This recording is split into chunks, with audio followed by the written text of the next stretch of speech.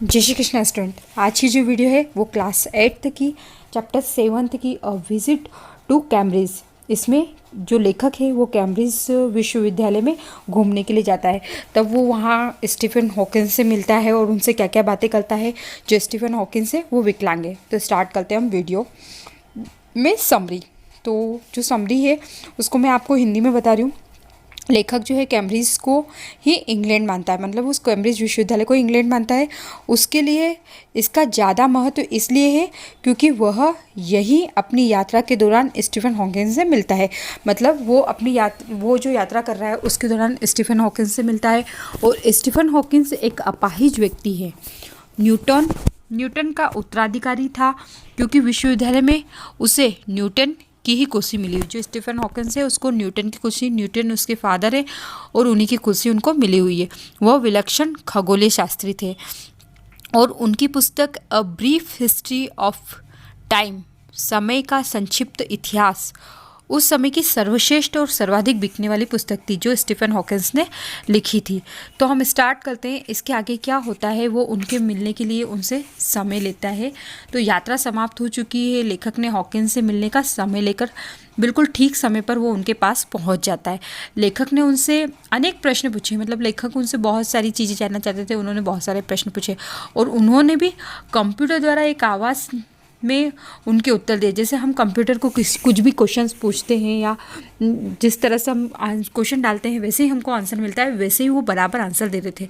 जब उनसे पूछा गया कि वो अपाहिज, मैंने बताया वो अपाहिज थे, तो अपाहिज जो सदा से अप्रसन्न रहते हैं उनसे पूछा गया तो वो हंसने लगे।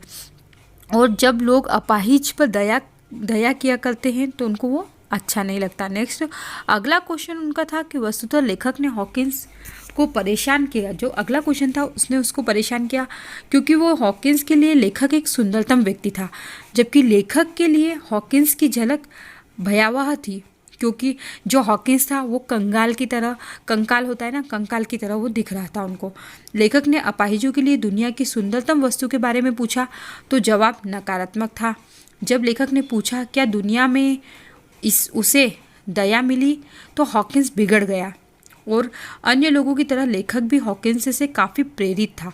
परंतु यह विचार हॉकिंस को अच्छे नहीं लगे क्योंकि जो भी अपाहिज लोग होते हैं वो दया के मोहताज नहीं होते, ऐसा वो मानते हैं। दूसरों की प्रसन्नता उसे कोई सुकून या सद्भाव नहीं देती। लेखक ने जब अपाहिजों के लिए उनसे सलाह मांगी तो जवाब मिला कि अपाहिज को अपनी अच्छाइयों पर आत्म केंद्रित होना चाहिए, मतलब उसके अंदर जो भी अच्छाई है उस पर केंद्रित होना चाहिए। उसके अतिरिक्त तो उन्हें कुछ भी नहीं सोचना चाहिए, उसके अलावा उनको कुछ नहीं सोचना चाहिए। जो उनमें जो भी चीज़ जो अच्छी चीज़ है उसी को उनको विकसित करना चाहिए। उन्हें ज़्यादा उत्साही नहीं होना चाहिए।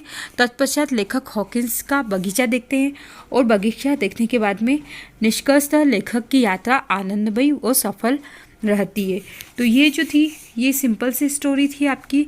जो वो कैम्ब्रिज में जाते हैं लेखक और वहाँ पर वो जो न्यूटन के जो वंशज हैं, मतलब उनके उत्तराधिकारी हैं, हॉकिंस, विलियम हॉकिंस से मिलते हैं और स्टीफन हॉकिंस से मिलते हैं और उनसे बातें करते हैं। तो जब उनसे मिलते हैं क्वेश्चन भी इतने सिंपल सारे, did the prospect of meeting Stephen Hawkins make the writer nervous. जब वो पहली बार राइटर उनसे मिलता है तो क्या वो नर्वस था, तो यस वो नर्वस तो होगा ही क्योंकि वो एक अपाहिज थे। नेक्स्ट है उनका क्वेश्चन आता है did he at the same time feel very excited if so why. तो जो समय उनका जो बताया गया था वो उसी समय पर उनसे मिलने के लिए जाते हैं। नेक्स्ट रखा है guess the first question put the scientist by writer. पहला क्वेश्चन क्या था, मैंने आपको बताया पहला क्वेश्चन क्या था, if he had been brave, क्या वो ब्रेव हैं, बहादुर हैं। Stephen Hawkins said I have had no choice. Does the writer think there was a choice, what was it. तो yes the writer thinks there was a choice, हाँ उन्हें choice मिलना चाहिए। It was a lovely creativity with in the. इसी तरह से ये बहुत ईजी सी स्टोरी है आपकी कंप्लीट होती है। आप इसको एक दो बार सुने उसके बाद में इनके क्वेश्चन आंसर याद करेंगे तो आपको जल्दी से याद हो जाएंगे। Okay, thank you. वीडियो पसंद आए लाइक कीजिए, शेयर कीजिए, सब्सक्राइब कीजिए। Thank you.